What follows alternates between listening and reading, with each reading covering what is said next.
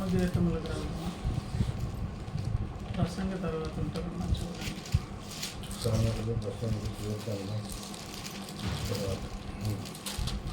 పరమగీతముల గ్రంథము 2వ అధ్యాయము 14వ వచనం. బండ సందులలో ఎగురు నా పావురమా, పేటు బీటులను ఆశ్రయించు నా పావురము. నీ స్వరము మధురము, నీ ముఖము మనోహరము. నీ ముఖము నాకు కనబడనిమ్ము, నీ స్వరము నాకు వినబడనిమ్ము. చిన్న ప్రార్థన చేద్దాం. దయగలిగిన తండ్రి, వందనాలు, సహాయపడక అనుకరించండి. ఈ మంచి సమయాన్ని మాకు దేవునికరంగా మలచండి.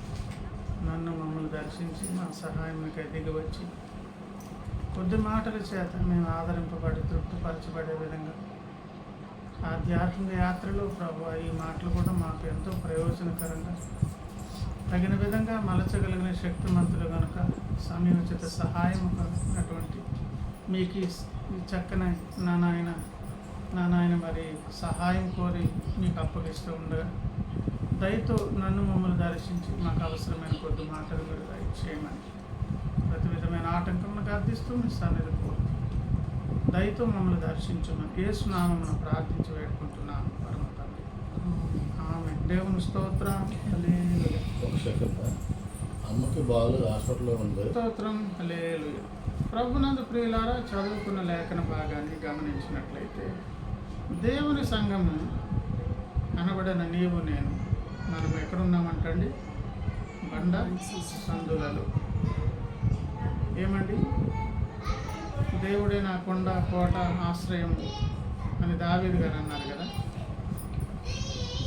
సృష్టికర్త అయిన దేవుడు మహాపేద పర్వతము కొండ అయితే అందులోంచి ఒక చిన్న అంశగా, ఒక చిన్న బండగా ఆయన లోకానికి అవతరించాల్సి వచ్చింది. ఏమండి? అందుకే పేతురుతో మాట్లాడుతూ మత్తయి సువార్తలో కూడా క్రీస్తు అను బండ మీద అనే మాట మనకు అక్కడ కనిపిస్తుంది. క్రీస్తు ఏంటంటే ఒక బండ. బండ ఎక్కడి నుంచి వస్తుంది? కొండలో ఒక చిన్న భాగం. ఆ బండ సందులలో ఎదుగుతున్నటువంటి పావురమా అని క్రీస్తు సంఘాన్ని పిలుస్తుంది. దాన్ని మనం అర్థం చేసుకోవడం సింపుల్. ఆదాము ప్రక్క గాయం చేసి గాయాల్లో నుంచి ఒక జానడెముక కొద్ది మాంసం తీసి వేరే రక్తాన్ని పెట్టి హవ్వను తయారు చేసినట్లుగా క్రీస్తు సంఘం కూడా యేసయ్య ప్రక్క గాయాల్లో నుంచి పుట్టుకొచ్చింది. కనుక మనం ఎవరు? ఈ పావురం ఎవరు అంటే యేసయ్య గాయాల్లో నుంచి పుట్టి సురక్షితంగా ఎక్కడ ఎగురుతుందంటే అక్కడే పేటు ఎక్కడండి?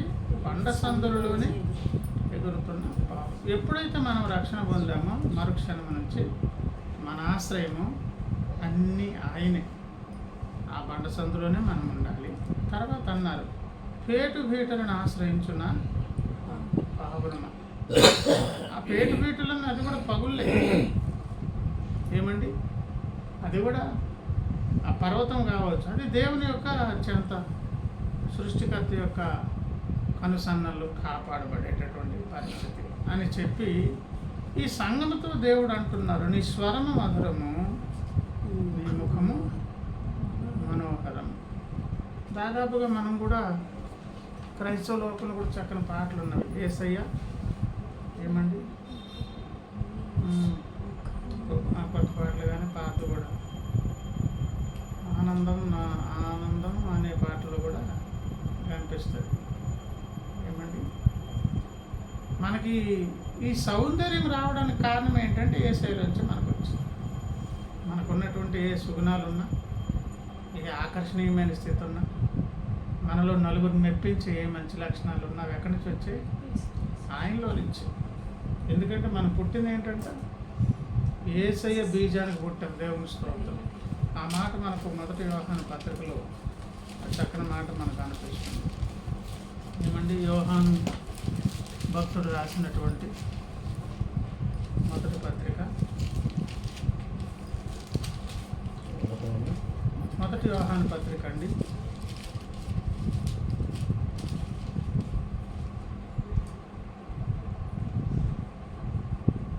3వ అధ్యాయము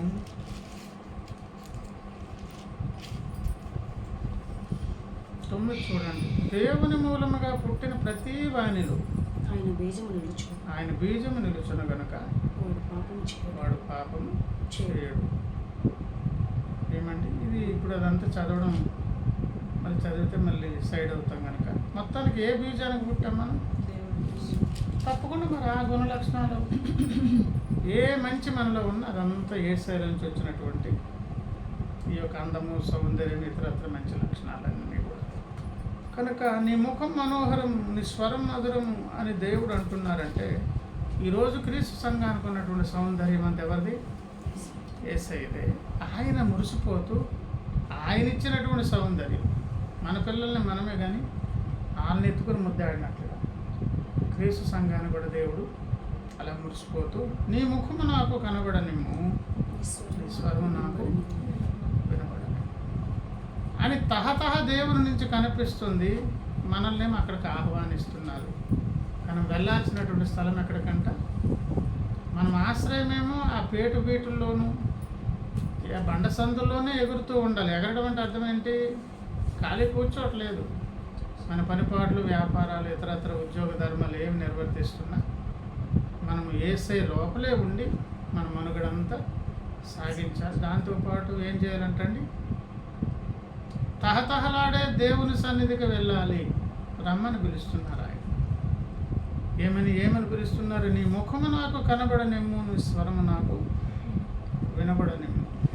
ప్రియులారా, ఈ మాట కూడా మనం ఒకవేళ ఆలోచన చేస్తే ఎందుకు దేవునికి ఆ తహతహ అని అంటే దానికి సింపుల్ అర్థం. మనలను పౌలన్న రాశారు, కొరింథీయులకు రాసినటువంటి 2వ పత్రిక 11వ అధ్యాయంలో చెప్పారు. ఇప్పుడు మనకును క్రీస్తు సంఘానికి మనకును యేసయ్యకు ఉన్నటువంటి ఆ ప్రత్యేక బంధం ఏంటండి? 2వ కొరింథీ పత్రిక 11వ అధ్యాయమమ్మ.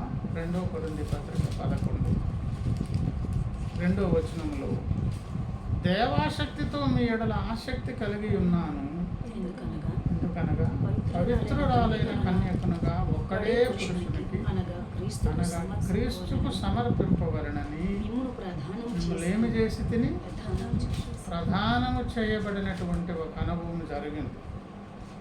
ఏమండి? క్రీస్తు సంఘం ఇప్పుడు ఎక్కడ ఉన్నదంటే అండి, ప్రధానం చేయబడినటువంటి స్థానంలో కన్నవారింట్లో ఉన్నది. కానీ ఆయన ప్రదానం చేసుకుని వెళ్ళారు కనుక ఇప్పుడు అలా చేయబడిన తర్వాత ఈ ఫోన్ కాంటాక్ట్స్ ఉంటాయి అమ్మాయికి అబ్బాయి. వీళ్ళు ఎన్ని పనులు చేసినా దృష్టి అంతా ఎక్కడ ఉంటుంది? అలాగదే పని. కానీ మనకంత దేవుని మీద అటువంటి నిరీక్షణ, ఎదురు చూపు, తహతహ ఉన్నదో లేదో కానీ తిమోతికి రాసినటువంటి మొదటి పత్రిక 3వ అధ్యాయము, మొదటి తిమోతి పత్రిక 3వ అధ్యాయము 14 నుంచి నేను చదువుతాను చూడండి. 3:14 శీఘ్రముగా నీ యొద్దకు వద్దునని నిరీక్షించుచున్నాను, అయినను నేను ఆలస్యము చేసిన శీఘ్రముగా నీ యొద్దకు వద్దునని నిరీక్ష అంటే ఎదురు చూపలాగా తహతహ దేవునికి ఉన్నదంట. అయినను ఒకవేళ ఆలస్యం అంటే మరి ఆయనకు తొందర ఉంది కానీ అనుకూల పరిస్థితులు క్రీస్తు సంఘంలో ఒకవేళ లేవనుకోండి, తీరా వచ్చిన తర్వాత అక్కడ అనుకూలంగా లేకపోతే మేలు మాట దేవుడు ఎరుగు. ఏమండి? పౌలను కూడా అన్నారు, ఎలా రావాలి నేను? ప్రేమతో రావాలా, బెత్తం పట్టుకొని రావాలని కొరింథీ పత్రికలు అడిగారు. నేను వచ్చేటప్పటికి మీరు నాకు ఇష్టలుగా ఉంటారో ఉండరో, ఒకవేళ లేకపోతే అని కొరింథీ పత్రికలు అన్నారు. యేసయ్య కూడా లోకాసు వార్తలు అన్నారు, నేను వచ్చినప్పుడు ఆ విశ్వాసం నేను కనుగొందునా అంటే ఒకవేళ ఆ విశ్వాసం మీద లేదనుకో ఎంత తహతాలాడి వస్తాను, తీరా వచ్చిన తర్వాత అలా లేకపోతే పరిస్థితి ఏంటి? అయినను ఒకవేళ ఆలస్యం అంటే ఎప్పుడైనా దేవుడు ఇంత తహతహలాడే దేవుడు కూడా ఆలస్యం ఎప్పుడైనా చేస్తున్నారంటే ఎవరు మేలు కోరి? క్రీస్తు సంఘపు మేలు కోరి. కానీ ఆయన మైండ్లో ఏం పని చేస్తుంది? శీఘ్రముగా వెంటనే పరిగెత్తుకొని వచ్చాలని నిరీక్షణతో నేను అంటే ఇక్కడ ఒక మాట మనకు కనిపిస్తుంది ఏంటంట, మనకు 33 వ్యాపకాలు మనకు ఉన్నాయి. కానీ ఇప్పుడు దేవుని సన్నిధికి మనం వెచ్చించే సమయం, ఆయన సన్నిధిలో గడిపేది, బైబిల్ చదివేది, ఇతరత్ర కార్యకలాపాలు మెజారిటీ భాగము అన్నిటికీ ఉపయోగించి ఏదో చాలా తక్కువ సమయం ఎవరితో గడుపుతాం. విశ్వలోకాలు ఎన్ని వ్యాపకాలు వెలగబెట్టినా దేవునికి దృష్టి అంతా ఏంటో తెలుసా? అసలు ఇప్పుడు జరుగుతున్న వ్యవహారం అంతా నడిపించి ఒక గురి దగ్గర తీసుకెళ్తున్న గురి ఏంటి చెప్పండి? యేసయ్యకు పెండ్లి అవ్వాలి, ఆయనకు ఒక భార్య తయారు కావాలి.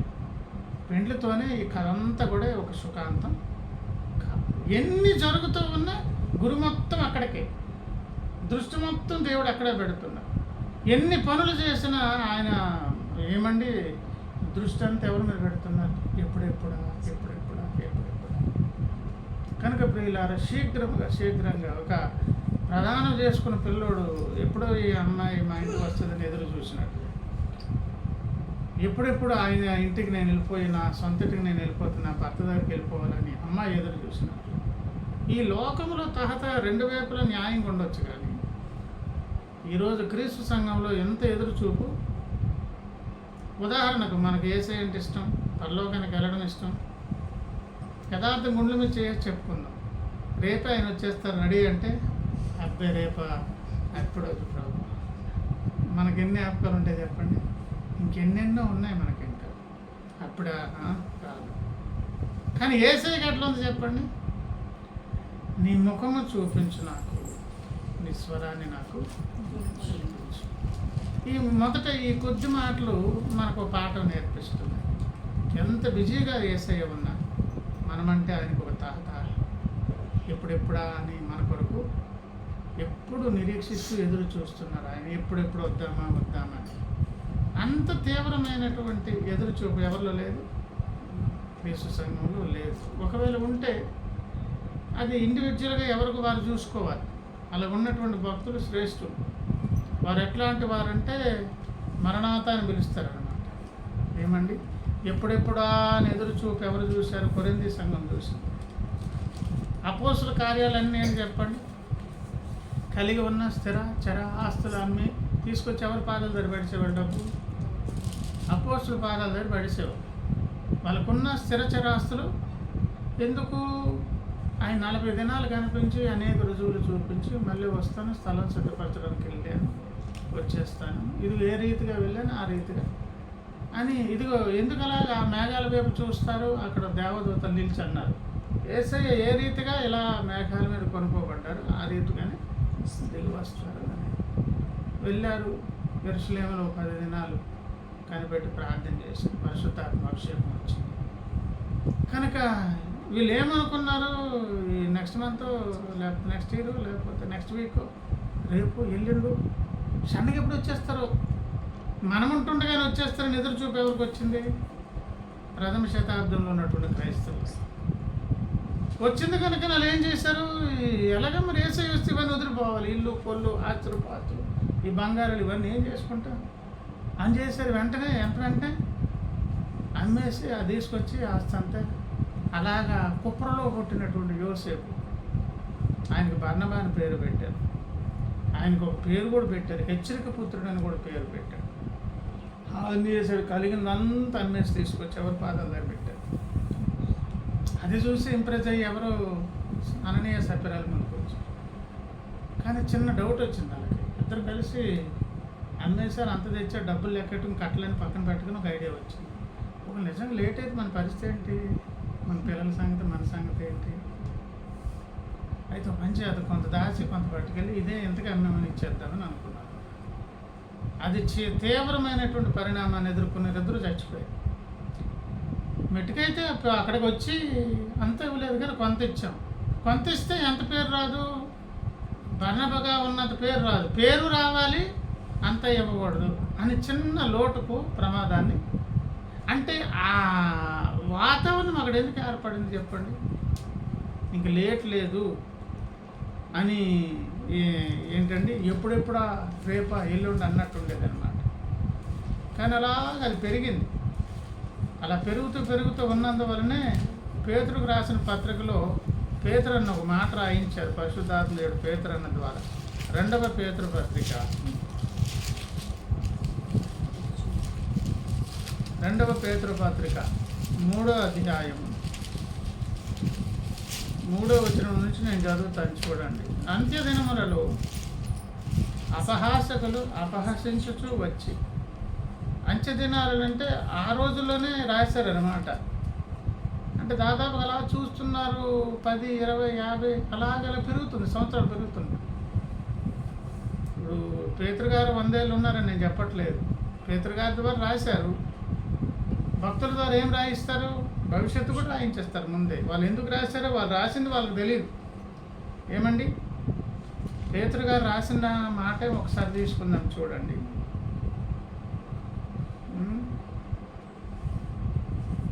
మొదటి పేతురు పత్రిక 1వ అధ్యాయము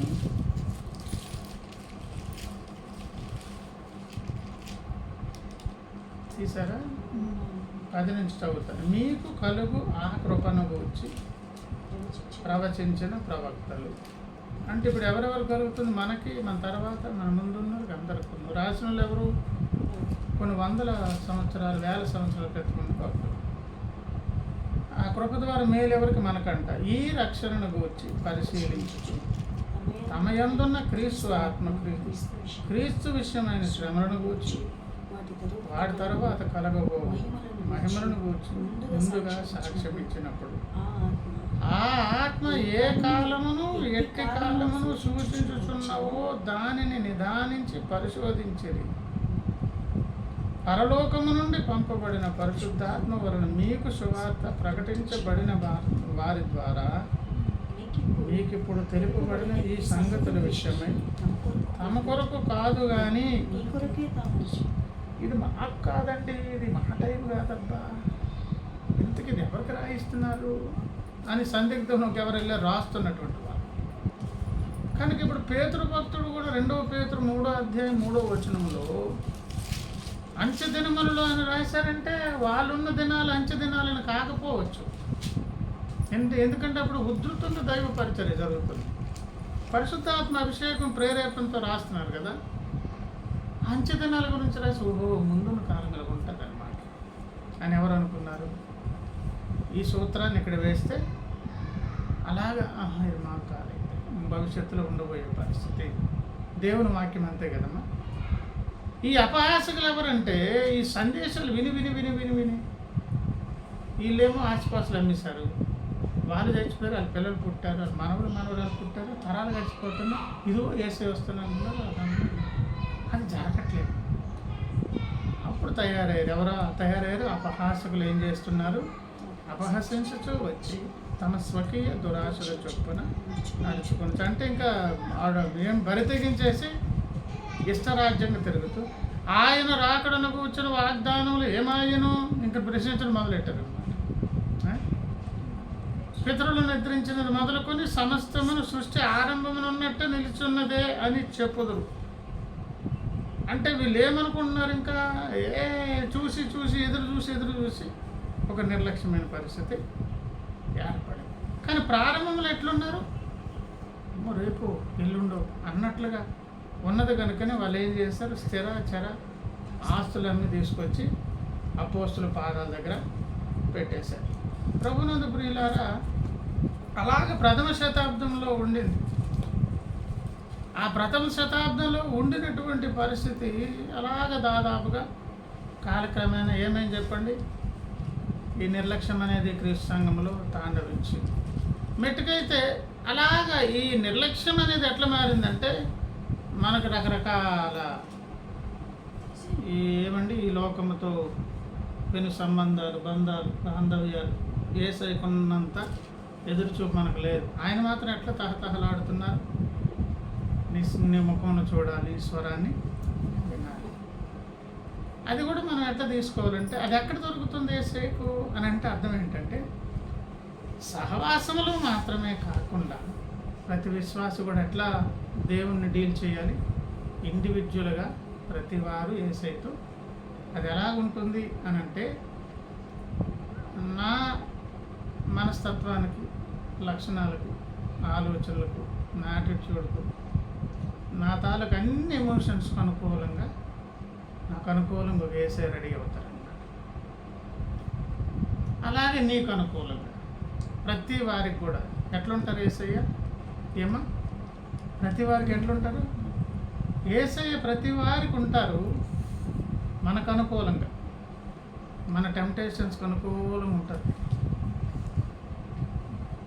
అలా ఎందుకు ఉంటారంటే నీతో నాతో ఇండివిజువల్గా ఆయన సహవాసం చేయాలని కోరుకుంటున్నారు. ప్రార్థనా గదుల్లోనూ బైబిల్ చదివేటప్పుడు ఏమండి, మీరు కొంతమంది భక్తుల పుస్తకాలు కూడా చదివితే మీకు ఏమవుద్దంటే, కొంత దూరం వెళ్ళిన తర్వాత ఆ పుస్తకం చదివినట్టు ఉండదు,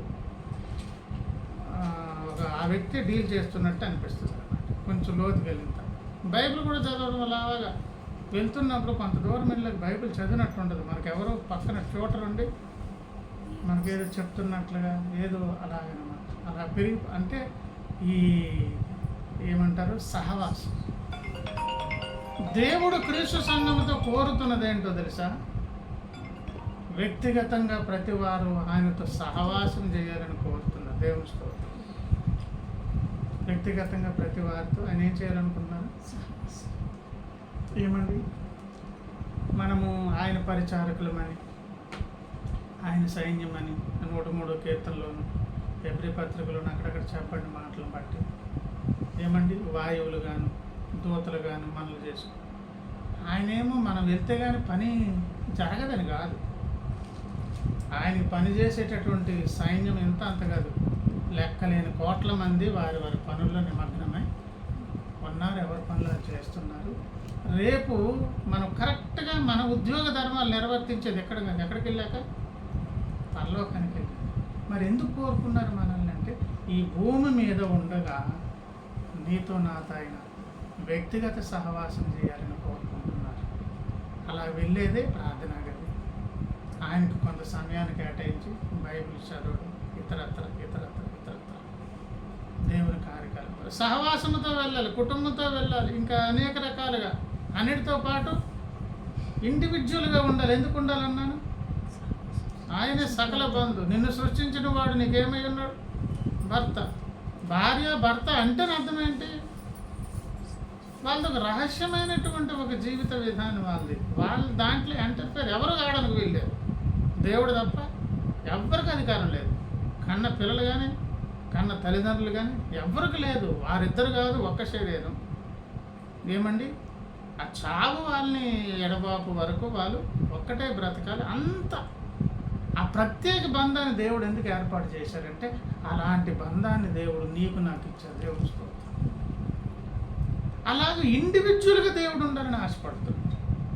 నా భర్త నాతో ఉండాలి, నా భార్య నాతో ఉండాలని అలాగే తహత మనకు ఉంటుందో ఆ ప్లేసులను ఎవరిని తెచ్చుకోవాలి.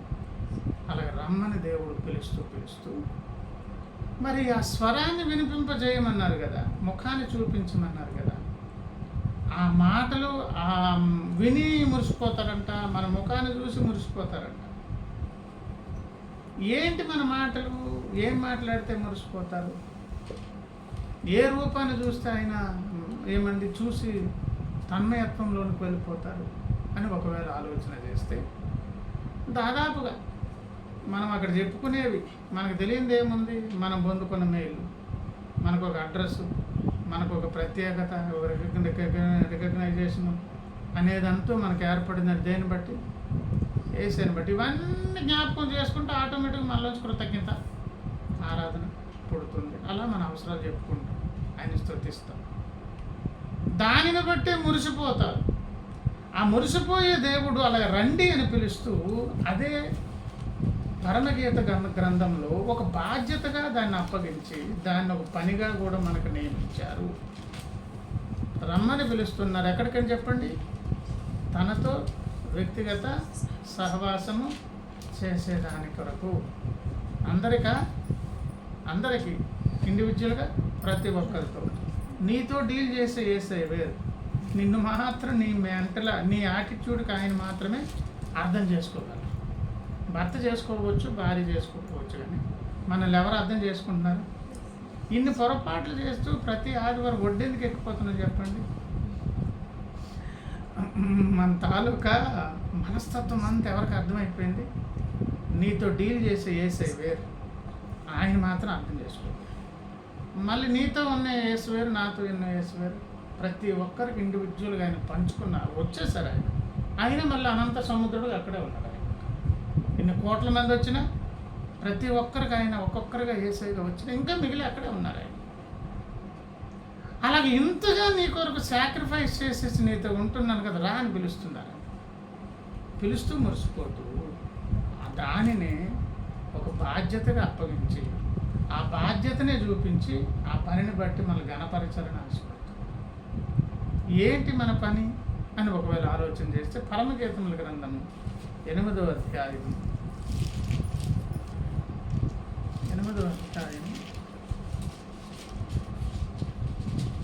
13 చూడండి. ఉద్యానవనములలో పెంచబడిన దానా. యాక్చువల్గా మనం ఎక్కడున్నాము, ఎక్కడ ఎగురుతున్నాము? ఆ బండ సందులనే మనకు ఎటువంటి ఆహ్లాదకరమైన వాతావరణంగా మార్చారో తెలుసా? ఉద్యానవనానికి ఎవరు వెళ్తారు చెప్పండి? ఎలా టైంలో వెళ్తారు? ప్రశాంతంగా ఏదో సైట్ సీయింగ్కి వెళ్ళేటట్లు చక్కగా ముస్తాబై సెలబ్రేషన్ చేసుకునే దాని కొరకు వెళ్తారు. అందుకే 127 కీర్తనలు అన్నారు, తన ప్రియులు నిద్రించుచుండగా ఆయన వారికి ఇచ్చుచున్నారని అన్నారు అనమాట. తన ప్రియులు నిద్రించుచుండగా ఆయన వారికి అంటే అర్థం ఏంటి? శుభ్రం ముసుదని పడుకుంటే లంకెల బిందులు లేవగానే దొరుకుతాయని కాదు. దేవుని బిడ్డల విషయంలో ఏమేమి కావాలో సిద్ధపరిచి ఆయా టయాల్లో అవన్నీ ఏర్పాటు చేసి పెట్టాను. మీ ప్రయాసతోనూ మీ సొంత బలముతోనూ శక్తితోనూ మీకు రాలేదు. నా బిడ్డల కొరకు నేను ఏమి ఇవ్వాలో అది నేను సిద్ధపరిచి ఉంచాను, అది ఇస్తున్నాను అని చెప్పడం అన్నమాట 127కి. అలా అన్నీ ఏర్పాటు చేశారు కాబట్టి ఉద్యోగం చేస్తారు, వ్యాపారం చేస్తారు, కాపురాలు చేస్తారు, అన్నీ చేస్తారు, అన్ని పాటలు పడుతున్నాయి. ఎక్కడున్నారంటే ఎక్కడ పెంచబడుతున్నారు? ఉద్యానవనం. ఈరోజు క్రీస్తు సంఘాన్ని అలాగే నడిపిస్తున్నారు ఆయన. ఇశ్రాయేలు నడిపించేటటువంటి సందర్భం అంతా మనకు తెలుసు కదా.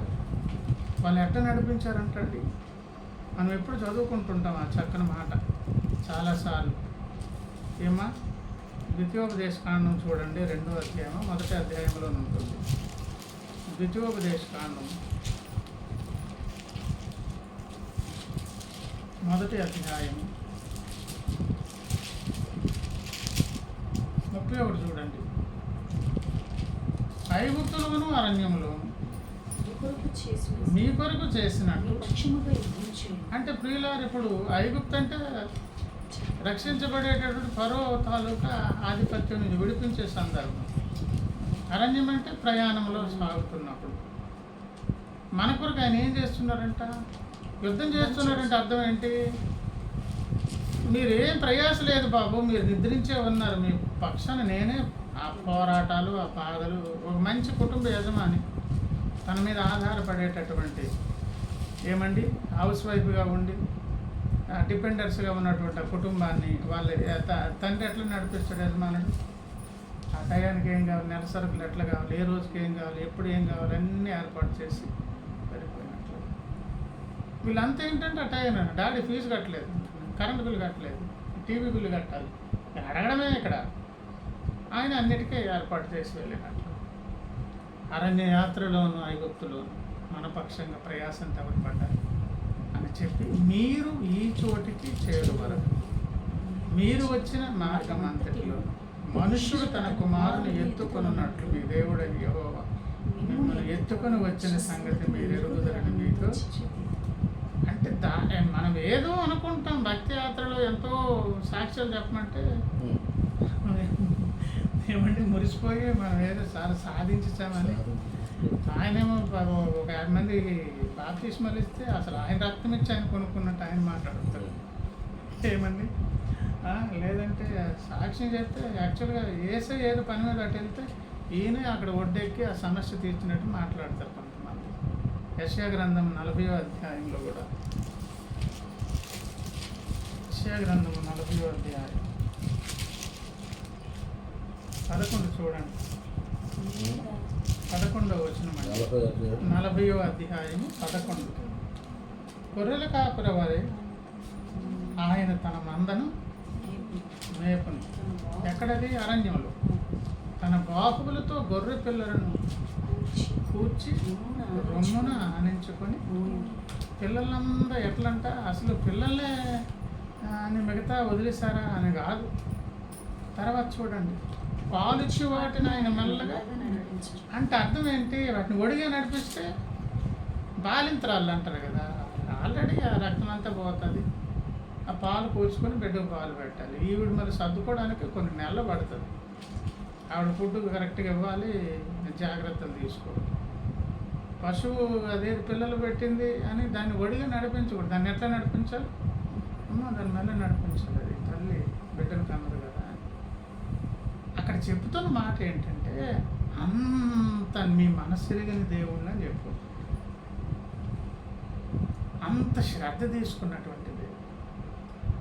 ఆ కారణం చేత మన తాలూకా యావత్ బాధ ఆయన భరిస్తున్నారు కనుక, మన మనసంతా ఎరిగి పని చేస్తున్నారు కనుక, ఈ అరణ్య యాత్రలో 10 ఏళ్ళు నడిచినా 40 ఏళ్ళు నడిచినా ఆ ప్రయాణం అంతా కలిపి ఇక్కడ సింపుల్గా చెప్పేశారు. ఎక్కడున్నామంటే మనం ఉద్యానవనములో పెంచబడిన, మనల్ని పెంచుతున్నారు కానీ ఎక్కడ పెంచుతున్నారు? ఉద్యానవనములో పెంచబడుతుంది. ఉద్యానవనములో పెంచబడిన దాన చిలుకత్తులు నీ స్వరము వినబోరుడు. అది ఇంకో మాట చెప్పారు, నా దగ్గరికి రా, నాతో మాట్లాడు, నాకు నీ ముఖాన్ని చూపించు అని మళ్ళీ ఎక్కడికి వెళ్ళారు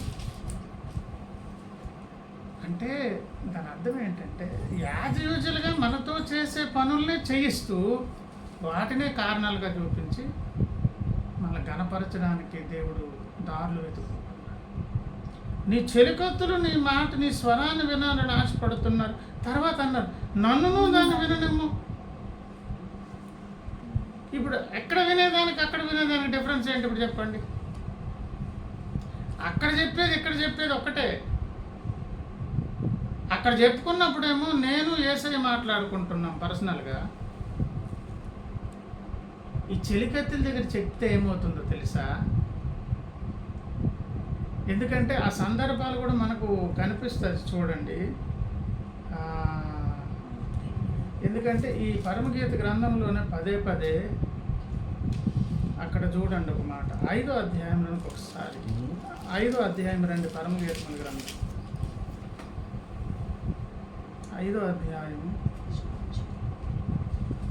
9 నేను చదువుతున్నాను చూడండి. స్త్రీలలో అధిక సుందరి వగుదార, 5:9 అండి పరమగీతములు. స్త్రీలలో అధిక సుందరి వగుదాన అని ఇప్పుడు ఇందాకేమో యేసయ్య పిలిచారు, ఇప్పుడు ఎవరు పిలుస్తున్నారు? ఎవరినైతే ఇప్పుడు చెలికత్తలు అన్నారో వాళ్ళు పిలుస్తున్నారు. ఇప్పుడు అనేక మంది స్త్రీలు వచ్చి పిలుస్తున్నారు. అంటే వాళ్ళకి ఆటోమేటిక్గా ఆల్రెడీ వాళ్ళు ఏం సాక్ష్యం ఇస్తున్నారు అమ్మాయిని గురించి? ఎంత చక్కగా ఉన్నావు, ఎంత బాగున్నావు, ఎంత అద్భుతంగా ఉన్నావు. ఏమండి? స్త్రీలలో అధిక సుందరి ఒకదాన, వేరు ప్రియుని కన్నా నీ ప్రియుని విశేషమేమి? ఏమండి? నీవు మా చేత ప్రమాణము చేయించుకొనుటకు వేరు ప్రియుని కన్నా నీ ప్రియుని విశేషమేమి? ఇప్పుడు ఈవిడలో ఉన్న ప్రత్యేకతను సమాజం గమనించినప్పుడు ఆటోమేటిక్గా దీనికి కారణం ఎవరు అంటే, ఈవిడ నీ స్వరాన్ని వినాలని చెలికత్తులు ఆశపడుతున్నారు అంటే అర్థం ఏంటి? మనము పొందుకున్నటువంటి మేలును, మనలో ఉన్న ప్రత్యేకతను గమనించే వారికి మనం కనిపిస్తున్నప్పుడు ఆ ప్రత్యేకతను బట్టి ఆటోమేటిక్గా వీళ్ళకి ఎలా మారాము, ఇది ఎలా జరిగింది అనే ఒక క్వశ్చన్ ఎక్కడ ఉంది? సమాజంలో ఉంది. ఏమండి? ప్రజల్లో ఉంది. 1 పేతురు పత్రిక 4వ అధ్యాయము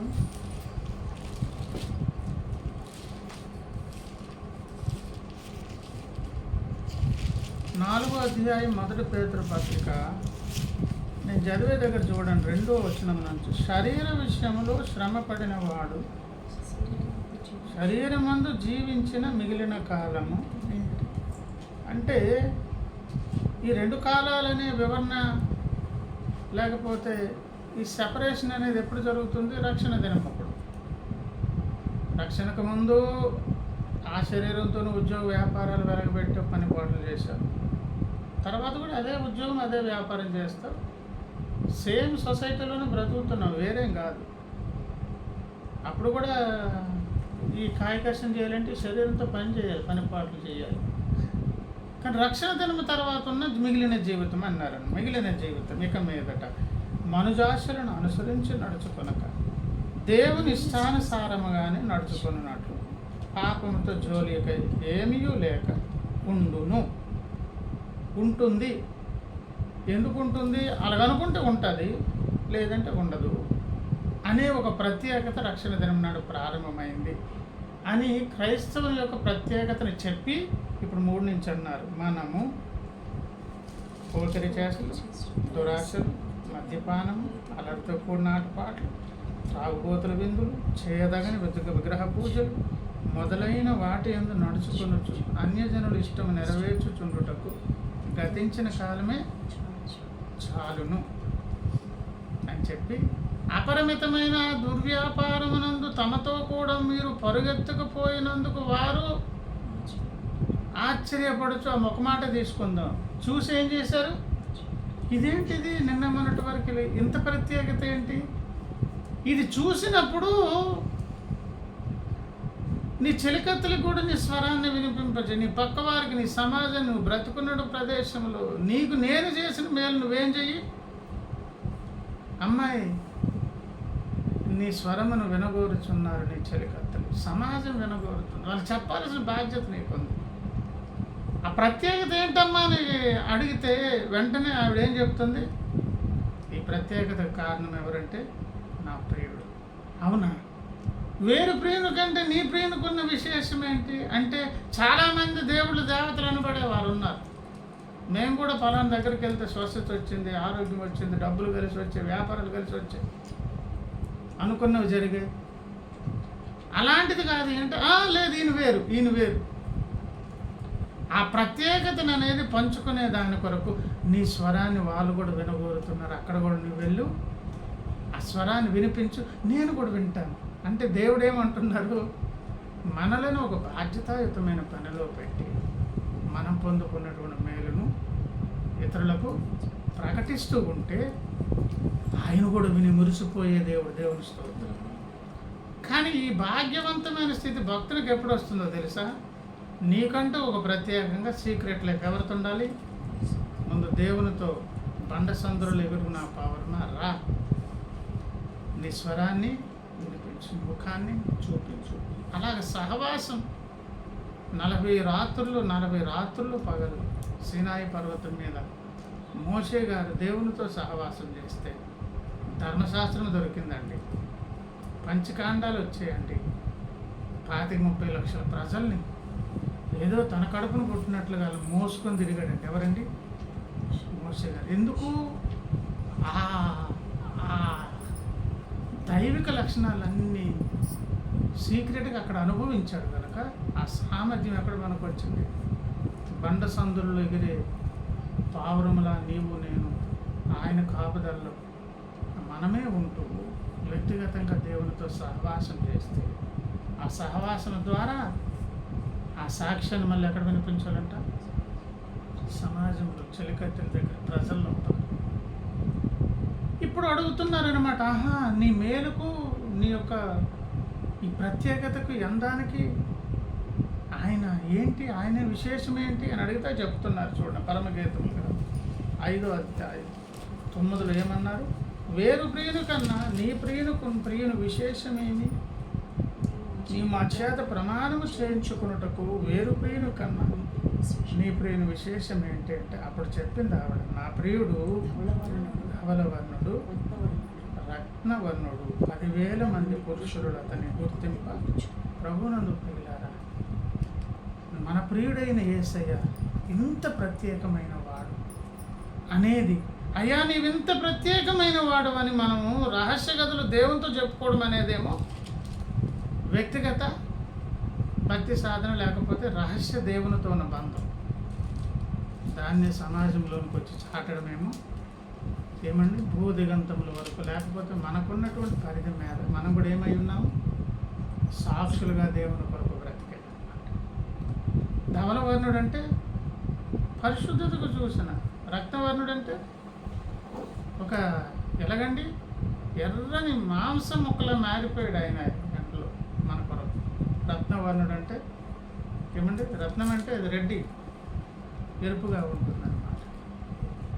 ఆయన పరిశుద్ధుడు ప్లస్ నిన్ను నన్ను పరిశుద్ధులుగా చేసేది ఆయన కొరకు, మన కొరకు పరిహారంగా ఎట్లా మారిపోయారు ఏమండి, రక్తవర్ణుడుగా మారిపోయి మొత్తం మన కొరకు తున్నబడి మనం మీద పాడుకున్నటువంటి ఆ సువార్త పాటలు ఆయన ఎలాగ మానవ జాతి కొరకు యజ్ఞమైపోయాడు.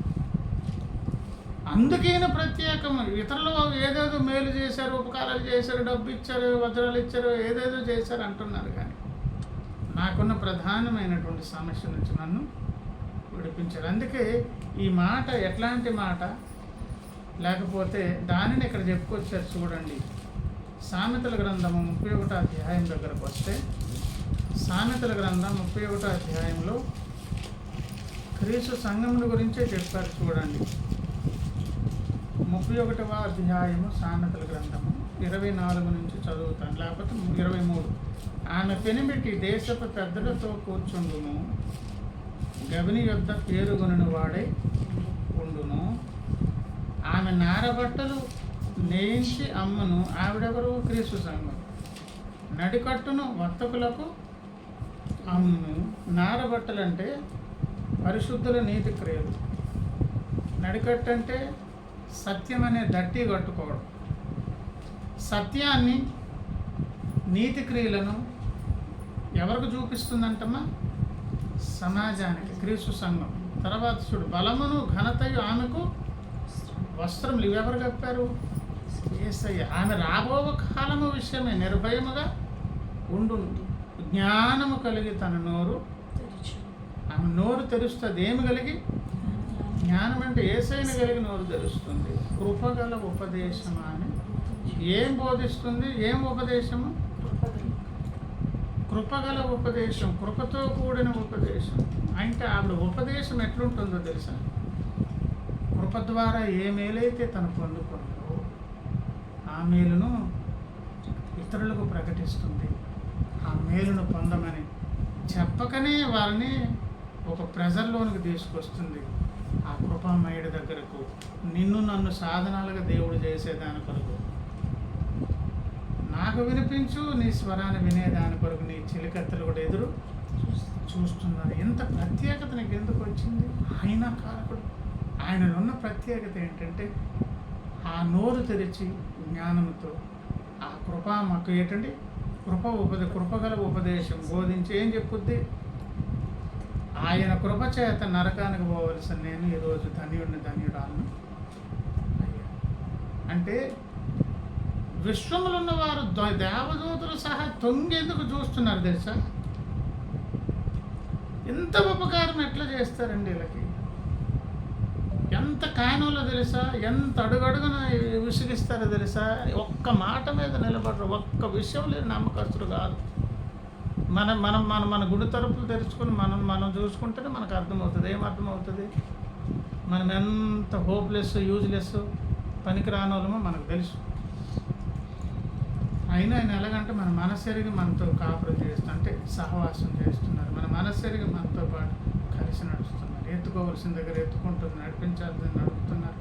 మొత్తానికి ఇది ఉద్యానవనంలో పెంచినట్లుగా నిన్ను నన్ను కాపాడి సంరక్షించి ముందుకు తీసుకెళ్తాను. పిచ్చెక్కిపోతుంది అనమాట ఇతర లోకాల్లో ఉన్న వాళ్ళకి. మరీ ఇంతలా ప్రేమ చూపిస్తారా మరి అలాంటి వాళ్ళకి